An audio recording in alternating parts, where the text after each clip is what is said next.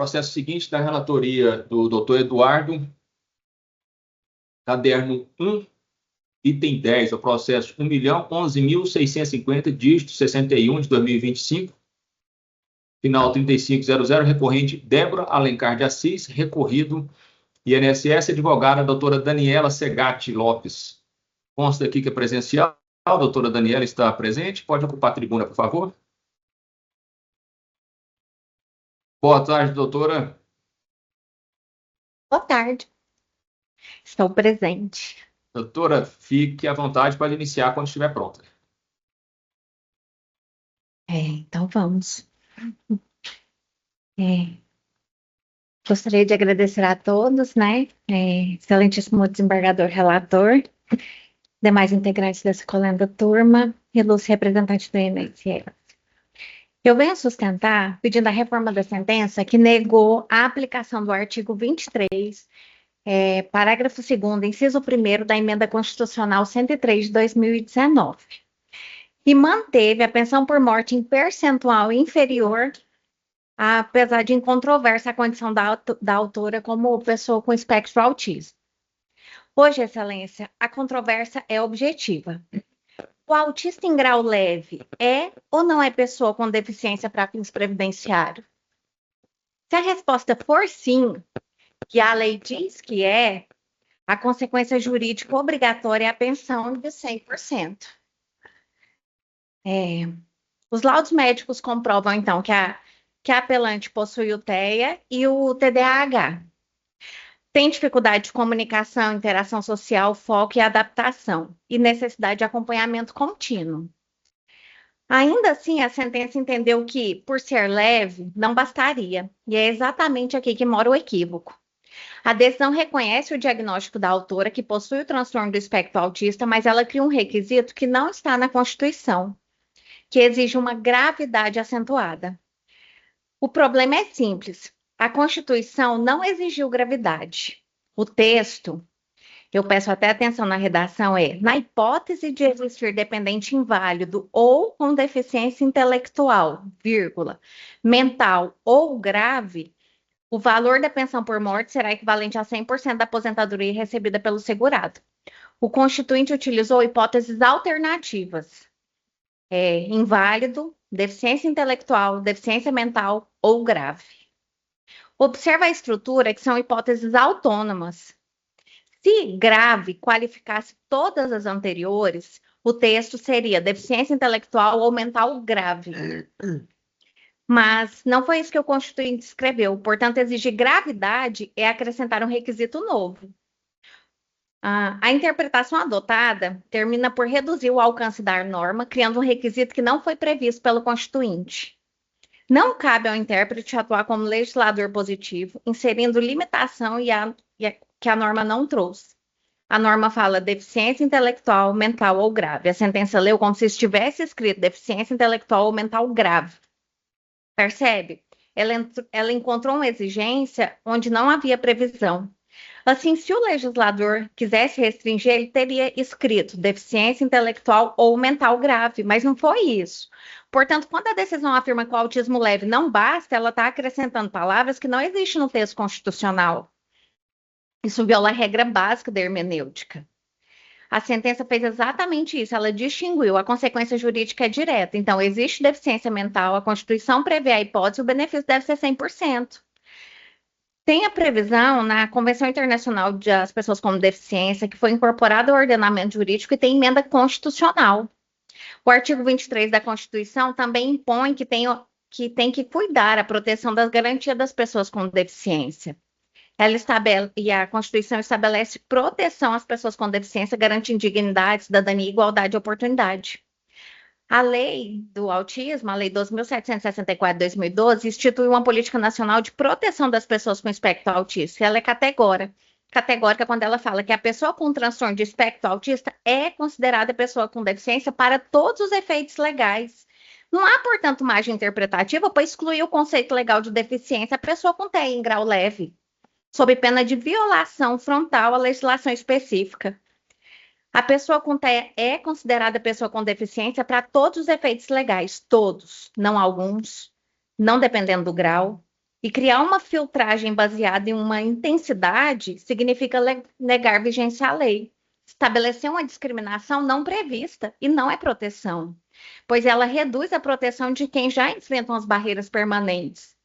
Em relação à sentença que utilizou o CNIS para afirmar que a autora não se enquadraria como pessoa com deficiência apta à regra de 100%, não deve ser utilizada, porque a apelante possui vínculos registrados no CNIS, sim, mas esses são de maioria de curta duração, de 2 meses, 3 meses no máximo, com frequências interruptas e períodos inativos. Portanto, o CNIS demonstra vínculos frágeis e descontínuos. Isso não caracteriza estabilidade profissional, mas sim dificuldade de manutenção do trabalho, típica de pessoas com TEA.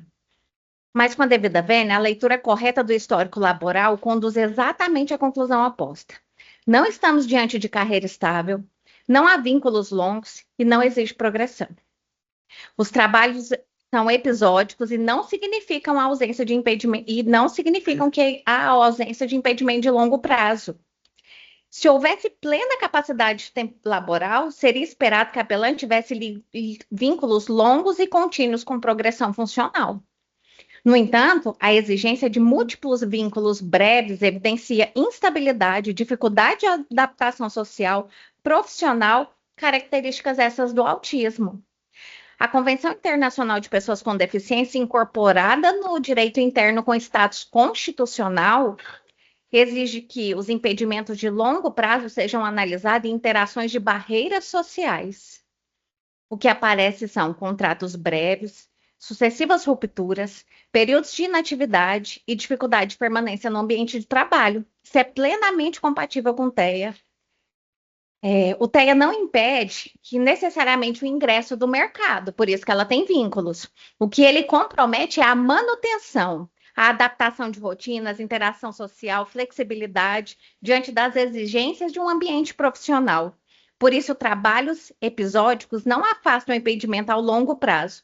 Pelo contrário, o CNIS evidencia. Se houvesse plena capacidade funcional, o esperado seria continuidade, 13 anos de magistratura, por exemplo. Mas o que se vê é uma instabilidade reiterada. Além disso, a análise da deficiência não pode ser puramente produtivista.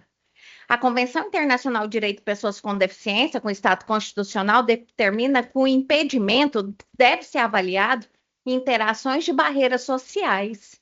O laudo médico juntado aos autos é claro a apontar essas barreiras, tanto o vínculo do CNIS.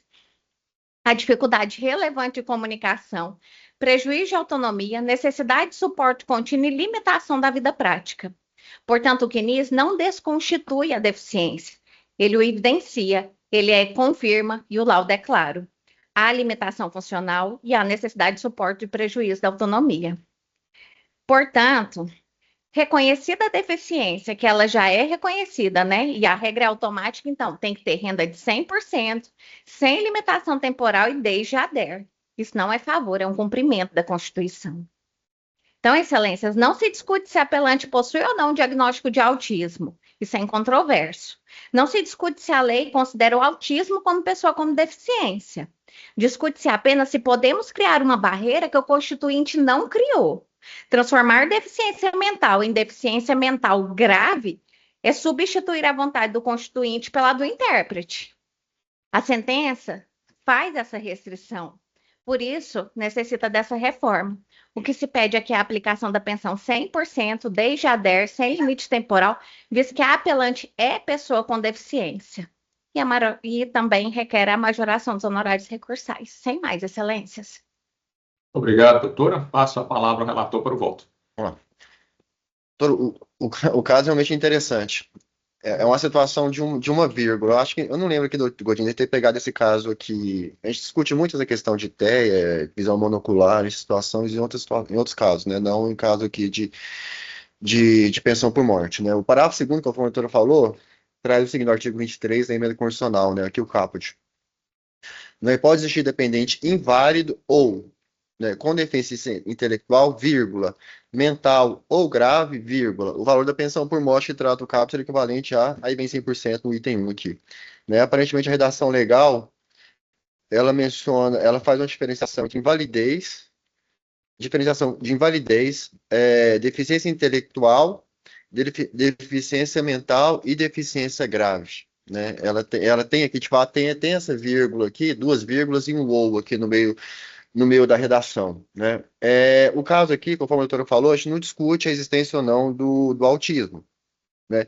A questão aqui é que o perito, ele entendeu que é o autismo de grau leve, né? Então, assim, o que a doutora está trazendo aqui para a gente aqui da tribuna se é grau leve ou grave, isso aqui é irrelevante para fins de aplicação do 23.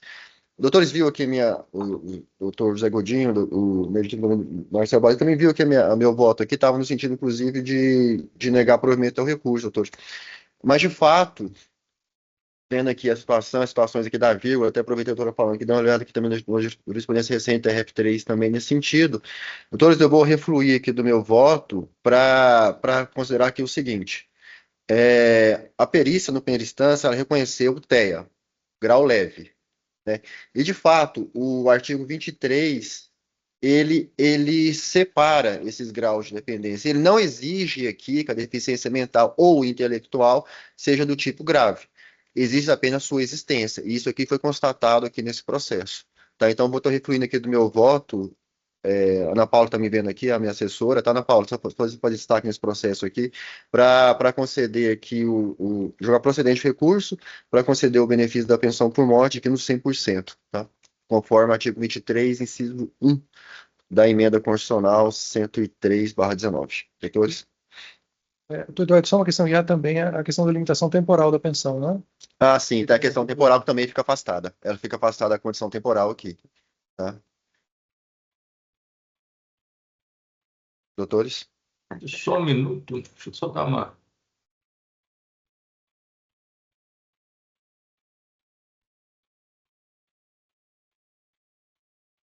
Esse caso que ele diverge, que a gente vê aqui todos os dias. Sim. Ele diverge. Mas é uma isso aqui agora. muito específica, né? De uma redação muito ruim, inclusive. Muito ruim, uma redação muito ruim. Eu fico imaginando que como diferenciar o que é. Tudo bem, intelectual grave, e mental, né? Exato. Eu estava tentando imaginar aqui como diferenciar intelectual e mental. Aparentemente, aquela ideia de que a Constituição não é feita para ser uma norma excessivamente técnica, enfim. Uhum. E aí, na hora da aplicação tem que ser, né? Ele entrou num grau de detalhismo complicado, Exato. mas a doutora não mencionou aqui, mas a 8.213, ela entra exatamente com essa redação aqui também. Muito também. É isso aqui. Doutor Godinho, não sei se... eu voto depois? Voto agora? Doutor Godinho, acho que está analisando. Na sequência, vota doutor Marcelo. Perfeito. Eu acompanho o relator, presidente, até me chamava a atenção exatamente durante a sustentação oral, era esse fato. Nós discutimos isso com muita frequência aqui de autismo, mas não sob esse enfoque do dispositivo 23, parágrafo 2º, me parece bem claro mesmo. Bem claro não, bem claro na confusão, né? Mas com relação ao grave ou não, sim, esse aspecto é claro, eu acompanho o relator, presidente.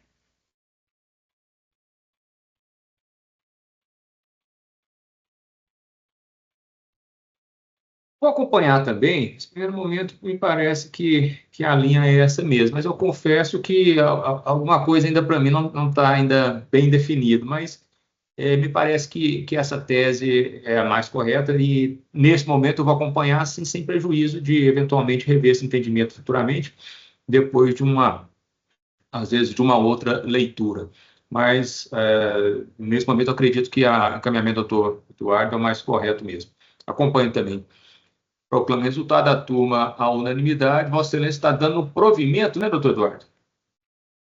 Isso dando provimento ao recurso, tá, para concessão do benefício da pensão por morte ao autor, né, no percentual de 100%, conforme artigo 23, parágrafo 2º, inciso 1, da emenda constitucional 103/19, sem aplicação da limitação temporal dos 21 anos de idade.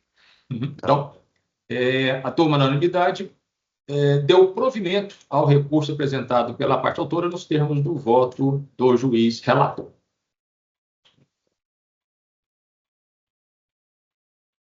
Doutora Daniela, muito obrigado pela participação. Uma boa tarde, viu? Agradeço. Boa tarde.